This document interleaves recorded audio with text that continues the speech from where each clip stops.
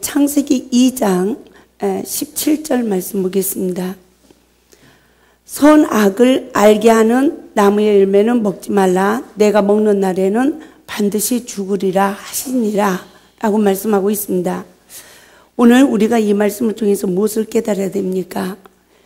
창세기 1장 26절에서 하나님이 이르시되 우리의 형상을 따라 우리의 모양대로 우리가 사람을 만들고 라고 말씀하고 있어요.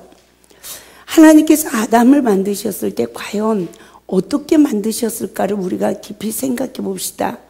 또 우리가 세상에서 정말 방황하고 죄와 저주 아래 있던 우리를 그 부르신 하나님이 우리를 어떻게 하나님의 형상과 모양으로 재창조해 나가시는지를 우리가 성경의 구속사의 원리로 바르게 깨닫고 바른 것을 구하고 바르게 인도함을 받아야 우리에게도 동일한 하나님의 은혜의 역사가 주어질 줄 믿습니다. 우리가 아담을 만드신 것을 보게 되지면 창세기 2장 7절 말씀 봅니다. 여호와 하나님이 땅의 흙으로 사람을 지으시고 생기를 그 코에 불어넣으시니 사람이 생명이 되니라 라고 말씀하고 있어요. 하나님이 흙에서 취했다라는 것을 우리가 잘 분별해 봅시다. 흙에서 취한 영적인 시기는 생명이 없는 시기입니다. 오늘 또 아담 이후에 인류에게 주어지는 이 저주는 어떤 저주입니까? 흙은 뱀이 먹고 산다라고 했어요. 그래서 선악을 알게 하는 나무의 실과를 먹은 아담과 하와를 늦은 비의 구속의 은혜, 그 성령의 법으로 그들의 죄의 근원을 일깨워서 해방을 시키고 가죽옷을 입혔음에도 불구하고 하나님은 그들을 창세기 3장 22절 말씀을 보게 되지면 이 사람이 선악을 아는 일에 우리 중 하나같이 되었으니 라고 생명나무의 실과를 따먹고 영생할까봐 에덴에서 내어 보냈다라고 말씀하고 있어요. 저는 이 말씀을 통해서 무엇을 깨닫게 되었냐면 제 자신의 한 사람의 영적 상황을 인도하시는 그 하나님을 만나면서 더 깊이 이렇게 정리가 되어진 내용인데요. 야, 내가 아무리 말씀으로 내 죄를 보고 내가 십자가의 구속의 은혜를 입고 죄사함을 받고 죄와 저주에서 해방을 받아서 옳은 행실의 옷, 구원을 상징하는 이 생명 안에 있는 삶이 있다 할지라도 하나님은 이 육체를 가지고 있는 그 시간은 늘 그 교만한 상태에서 생명나무의 실과를 먹고 영생할까봐 하나님은 에덴 동산에 거하지 못하게 하고 쫓겨내는구나. 그래서 아무리 이 세상에서 물과 성령으로 거듭난 종이라 할지라도 허물이 드러납니까? 안 드러납니까? 허물이 드러납니다. 왜 하나님이 3천층까지 보게 하는 그 신비한 계시의 은혜를 바울에게 줬음에도 불구하고 사도 바울에게도 육체의 가시를 남겼을까요? 그런 가시가 없었다면 그 큰 은혜를 입었을 때 사도 바울은 첫째는 늘 사단에게 고통받고 있는 백성들을 헤아릴 수 있는 능력이 상실되어 버릴 것입니다. 저는 요즘 들어서 그것을 많이 묵상하게 됐어요. 하나님께서 나에게 이렇게 많은 은혜를 입혀주셨음에도 불구하고 하나님은 또 왜 나에게 이렇게 반복되어지는 또 시험으로 넘어지는 연약해지는 가시를 나에게 주셨을까? 이것을 생각해 봤어요. 그런데 사도 바울에게도 자만하지 않게 하기 위함이다라고 말하죠. 예? 그러면서 내 은혜가 내게 족하도다 그랬어요. 아, 이렇구나. 정말 내가 말씀으로 거듭나는 은혜의 체험을 하고 생명 안에서 내가 온전하면 육체 가운데 있는 백성들을 헤아릴 수가 없는 거구나. 내 스스로 교만해지겠구나. 그래서 하나님은 끝없이 나에게도 시험을 허락하시고 나의 연약함을 또 보게 하시는 것이구나. 이것이 육체 가운데 사는 이 은혜가 하나님을 믿는 믿음 안에서 사는 이 은혜구나. 할렐루야. 이것을 다시 한번 이렇게 묵상하고 깨달으면서 그 전에는 시험이 와서 내 육체의 허물이 드러나면 살 소망도 끊어지고 백날 회개하면 뭐예요, 하나님? 내가 또 잘못했는데요. 막 이랬습니다. 예, 제가 이제 책을 기록해 놓은 책에 여러분에게 나눠드린 일과정의 2권 내용이죠. 거기에 8강 내용이 나는 예수 안에 있나 예수 밖에 있나 내용이에요. 그 서론 부분은 제가 11년을 책을 쓰고 나서 앞에다가 막 붙여진 내용입니다. 저는 나는 예수 안에 있나 예수 밖에 있나 거기에 있는 내용을 처음 성령님이 저에게 말씀하실 때요, 너무너무 놀래가지고 너무너무 충격을 받아가지고요, 어떻게 보면 일 과정 속에 그게 첫 번째 말씀이 첫 강의가 나가야 되는 내용이에요. 그런데 정말 그 내용을 꽁꽁 숨겨서 중간에다 넣어놨습니다. 이게 안 받아들여져서요. 충분히 이것을 구속의 원리를 깨닫고 이게 성령의 법의 사역이었구나, 늦은 비 은혜는 말씀으로 내 죄를 보게 하는 은혜구나, 이런 것을 충분히 소화를 시키고 난 다음에 그걸 보시라고 거기다 중간 2권 고개 안에다가 8강에다 넣어놨어요. 제가 아무것도 모르는 상태에서 말씀으로 내 죄를 보는 눈을 뜨게 해주는 이 은혜가 성령의 법으로 죄와 사망의 법에서 나를 해방시키는 구속의 은혜라는 거, 이런 것을 전혀 모르는 상태에서 정말 많은 막 충격을 받고, 내가 왜 예수 밖에 있냐고, 내가 왜 예수 안에 있냐고, 남편에게 순종복종으로 죽게 하듯 하지 못하는 제가 예수 밖에 있대요. 그런 말씀 하지 마세요. 내가 예수님을 얼마나 사랑하는데 나보고 예수 밖에 있다고 그래요. 그러면 나는 말씀으로 왔느니라. 네가 말씀에 순종하지 않는 시간은 네가 내 안에 거할 수가 없다. 이러면서 또 막 말씀을 일깨우면 그 말씀에 하나님 진짜 맞네요. 내가 예수 밖에 있었네요. 내가 정말 남편의 허물을 보는 이 눈으로 내가 남편을 무시했고 내가 말씀에서 불순종했던 그 많은 시간들이 정말 다 내 의의가 되어졌고 나는 맹인이었네요. 내 죄는 못 보고 내가 상대방 죄만 보고 용서하고 사랑하려고 노력한 의인이었네요. 이게 다 내가 마셔야 되는 잔인데 내가 이것을 몰랐네요. 이러면서 내가 십자가를 통과하지 못한, 십자가에 죽지 못한, 여전히 시험만 오면 상대방을 십자가에 못 박아놓고 내가 용서하고 내가 사랑하려고 의인의 역할을 한 맹인이 된, 뭘 어긴 아담과 하와를 생기를 불어 생명이 되게 했죠. 그렇지만 선악과를 먹지 말라는 에덴의 금령이 있었습니다. 그것을 먹고 나니까 아담과 하와도 하나님이 주신 여자가요, 뱀이요, 그리고 죄를 전가하듯이 저도 어느 사이에 성령을 받았는데 내 죄를 보고 주를 보는 구속의 은혜 아래서 모든 것을 할 수 있었는데 어느 사이 나도 맹인이 돼서 죄를 전가하는 영적 상태가 돼요. 먼저 먹은 포도주가 떨어지는 그런 생명의 위기에, 영적 위기에 이르는 줄 몰랐어요. 우리가 영적 위기만 옵니까? 영적 위기가 이르면 육적 위기도 이릅니다. 그래서 그 시험을 이기지 못하면 이 세상에서 어떻게 해요? 해결할 수 없는 죄인이 되고 마는 거예요. 인생의 낙오자가 되는 거예요. 그러면 그 십자가, 나를 부인해서 그 십자가를 지지 못하면, 예? 뭐 나에게 또 다른 뭔 행복이 있습니까? 그렇지 않더라는 거죠. 그런데 우리 그리스도인들이 가정이 아내들이여 남편에게 복종하기를 죽게 하듯 하라 했는데, 저도 이렇게 그런 내 삶을 보면서, 야, 정말 하나님의 그 놀라운 그 구속의 은혜는 남편의 허물을 요만큼도 내 입으로 볼 수가 없을 정도로 다 내 죄였다는 거. 이거를 제가 말씀드렸지만 원죄를 가지고 태어나서 부모의 허물을 본 이 죄의 근원, 상처로 인해서 부모 말에 불순종한 이 상처로 인해서 어려서부터 내면의 인격이 잘못 성장하여 악을 심고 성장한다. 그래서 상대성을 만난 거예요. 힘대로 거둘 수 있는 상대성. 그래서 그것이 다 성령의 법으로 내 죄라는 걸 알고 나를 십자가에 못 박아야 그 봉의 잔을 마시는데 그 시간이 죄사함만 이루어지는 게 아니라 내 안에 하나님이 거할 마음의 성전이 지어진다는 거죠.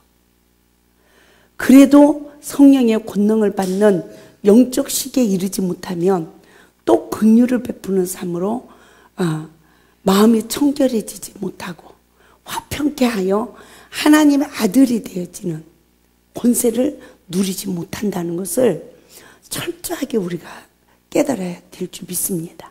그래서 정말 세상 사람들도 출세 하나를 놓고, 이해가 되죠? 권세 하나를 놓고도 그렇게 하는데 우리 예수 믿는 우리는 부활의 목적 하나를 놓고 살아가는 거예요. 믿습니까? 이 세상에서 이렇게 성령 받은 우리가 세상의 부귀영화 누리기 위한 목적으로 신앙생활 합니까? 아니에요. 부활의 목적 하나예요. 그렇죠? 이 세상은 정거장이야. 나는 영원한 천국을 들어가는 준비를 해야 돼 하면서도 내 죄를 모르는 그 무지 속에서 살아왔더라는 거죠. 그러므로 창세기 2장 3장의 사건을 통해서 하나님은 어떻게 아담과 하와를 하나님의 형상으로 만들어 가셨는지를 밝게 볼 수 있는 영적 눈이 성경의 구속사의 원리로 떠져야 되는데, 이 성경의 구속사의 원리로 떠지는 것은 이스라엘 백성들이 애굽에서 출애굽을 하여 홍해바다를 건너 적과 꿀이라는 가나안 땅에까지 들어간 영적 상황을 우리가 봐야 돼요. 그런데 우리가 그것을 다 본다 할지라도 애굽의 시기, 우리가 세상에서 하나님을 모르는 시기예요. 성령의 지배받는 게 아니라 사탄의 지배받아서 시험만 오면 상처받고 내 죄는 못 보고 남의 죄 보고 원망하고 불평하는 시기로 어려서부터 첫 계명, 부모에게 불순종하는 그런 영적 시기로 우리들의 인생이 죄와 저주 아래 삶이 시작되어지는, 이 저주가 예수 그리스도를 믿음으로 후손들 3, 4대가 지나면 천대에 이르는 축복이 임한대잖아요. 할렐루야. 이게 이루어지지 않는 거예요. 그러한 우리에게 하나님은 이 모세 지도자를 통해서 하나님은 10대 재앙, 10가지 재앙으로 이스라엘 백성들을, 애굽 백성들을 저주했어? 이러고 우리가 성경을 아는 것을 그렇게 마칠 수가 있어요. 근데 그것이 아니라 이 10가지의 이 재앙은 하나님의 이 선택한 백성들을 출애굽을 시키는 사역이 되어진 거예요. 그러면 이스라엘 백성들이 애굽에서 왜 종살이를 시작했는가, 이것을 깊이 깨닫는 은혜가 있길 바랍니다. 왜 애굽에서 종살이가 시작되었습니까? 우리가 성경을 보게 되지만 애굽에서 있는 이 백성들은 10가지 재앙을 받는 삶으로 바로의 종살이를 했어요. 이해가 되죠? 근데 하나님은 모세 지도자를 통해서 10가지, 애굽에 내린 10가지 재앙으로 하나님의 선택한 백성들은 출애굽을 시키는 사역을 이뤘다는 거죠. 이 10가지 재앙이 이스라엘 백성들에게 주어지기까지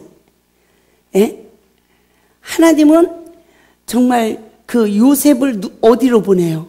형제들에게 팔려서 노예 생활이 시작이 되어지면서 철저하게 그는 인정을 받고 은혜를 입고 이런 삶을 살았어요.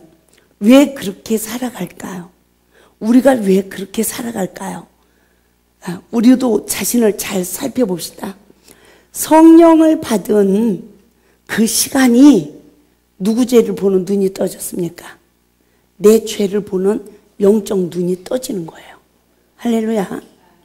내 죄를 보는 영적 눈이 떠졌을 때에 우리는 그제서 성령의 지배받는 자신을 자족하는 삶으로, 어떤 환경에서도 피조물의 삶으로 복종할 수 있는 은혜가 주어지는 줄 믿습니다. 그랬던 그의 생애를 하나님이 노예 생활을 하는 가운데도 인정을 받게 한 거예요. 우리가 어떤 환경에서든지 나를 자족하는, 나를 낮출 수 있는 이 은혜를 입지 못하면 우리는 결코 하나님 앞에, 사람 앞에 겸손하게 쓰임을 받을 수가 없습니다. 성령의 지배 받는 사람만 겸손하게 쓰임 받는 줄 믿습니다. 그런데 요셉을 누가 팔았습니까? 요셉이 형제들의, 이복 형제들의 허물을 고해요. 그러니까 이복 형제들에게 미움을 받아. 그래서 요셉을 부렁텅이에 빠뜨려서 죽이자 막 이러잖아요. 그런데 그래도 그 생명의 피를 흘리지 말자는 시므온의 그런 권고로, 그러면 죽이지 말고 팔아버리자. 돈이라도 받고 팔자. 이래가지고 유다가 그 결론을 내려서 요셉을 팔았어요. 요셉을 팔았는데 이 요셉을 팔고 난 이 유다의 가문이 멸망에 이릅니다. 아들이 죽어요. 또 둘째 아들이 죽어. 그러니까 며느리가 기생 차림을 해서 속여가지고 유다와 안 좋은 저기를 하잖아요. 근데 지팡이하고 도장을 그걸로 받잖아요. 근데 결국은 그 며느리가 시아버지의 씨를 받은 거 아닙니까? 그래서 셀라와 시다를 낳잖아요. 그런데 보세요. 어떻게 그렇게 부정한 씨가 예수님 족보에 올라가냐고요. 우리가 이것을 이해할 수 없는 일이야. 어떻게 성경에 이런 실수가 있을까? 어떻게 이런 창피하게, 어떻게 예수님 족보에 이런 씨앗이 올라갈까? 이게 이해가 안 되는 일이에요. 그런데 원죄를 가지고 태어난 이 세상의 모든 사람은 자범죄를 통해서만이 자기가 죄인이라는 걸 알게 되는 거예요. 할렐루야. 그렇게까지 유다의 가문에 고난이 따랐어요. 멸망이 따랐어요. 그러나 유다의 가문에도 십자가의 은혜로 후손이 예수님의 족보에 오른 것을 보게 되어져요. 아멘. 참 놀라운 은혜죠.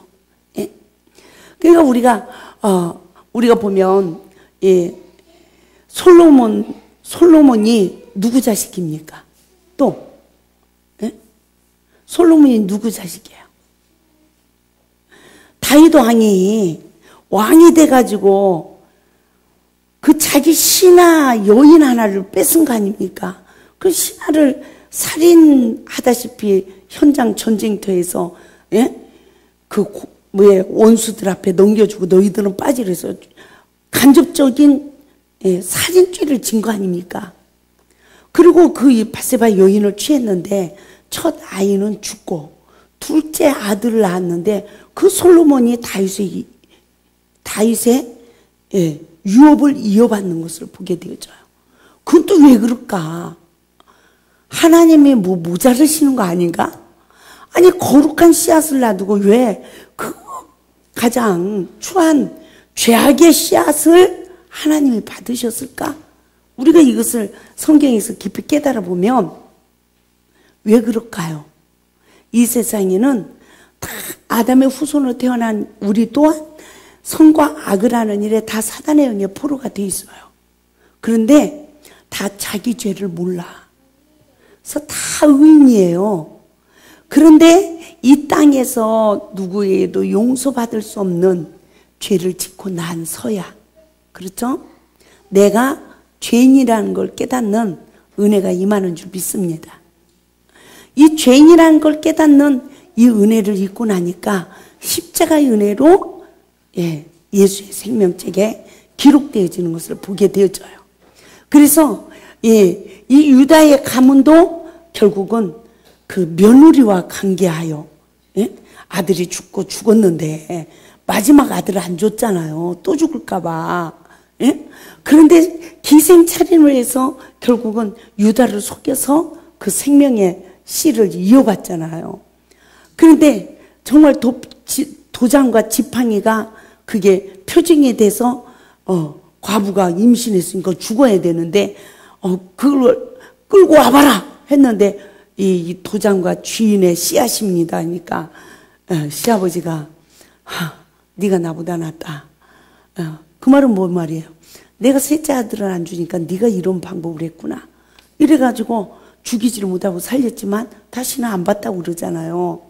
그런데도 그 다말에게서 난 그 셀라와 실라가 예수님의 족보에 올랐다는 거예요. 그러면 이 땅에서는 누가 예수님 족보에 오를까요?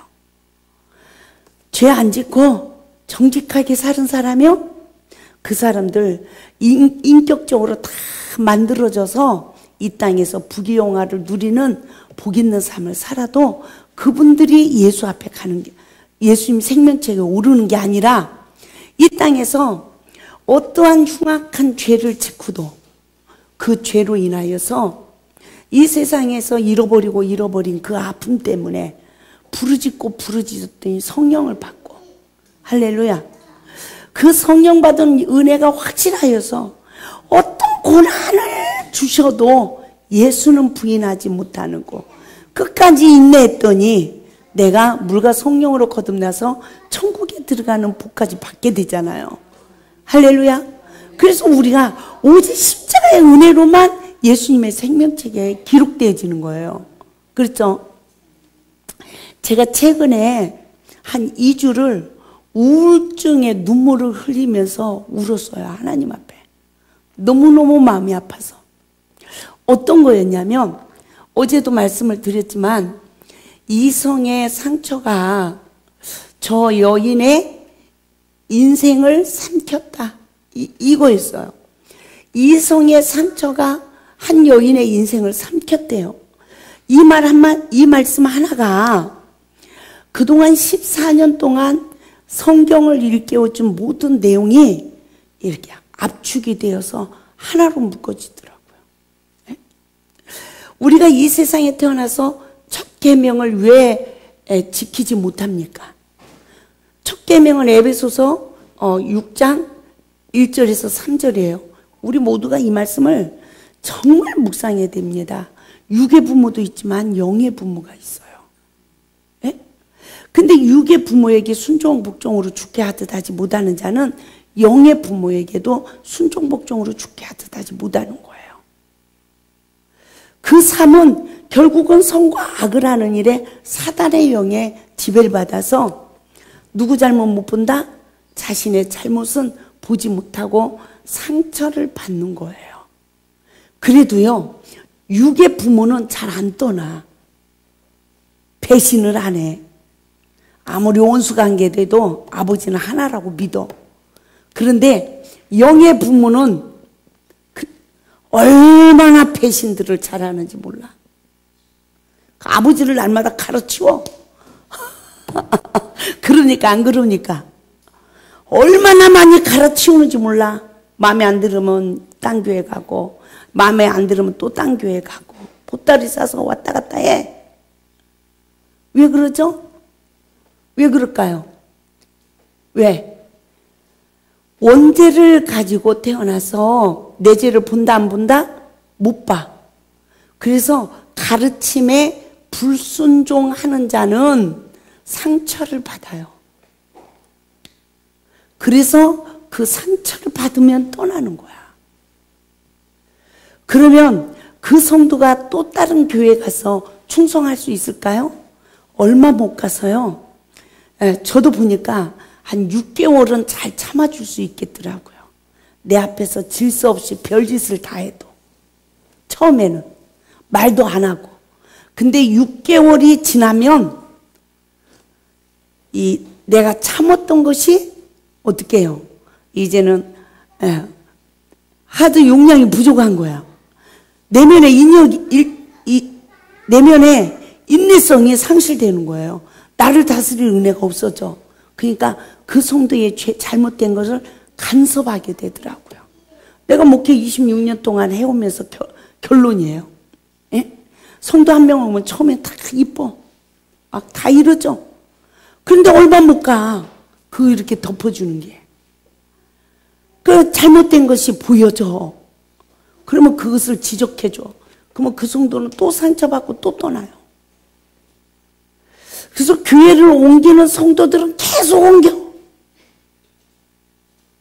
그러나 한 교회에서 상처를 받지 않고 회개하고, 할렐루야. 주의 종이 뭐라고 해도, 부모가 야단을 쳐도 그거를 상처받지 않고 부모의 말을 귀담고 회개하면서 십자가의 은혜로 행동이 고쳐지는 성도들은 뿌리를 내리는 거예요. 그래서 정말 복을 받는 역사가 이루어지는 줄 믿습니다. 아멘.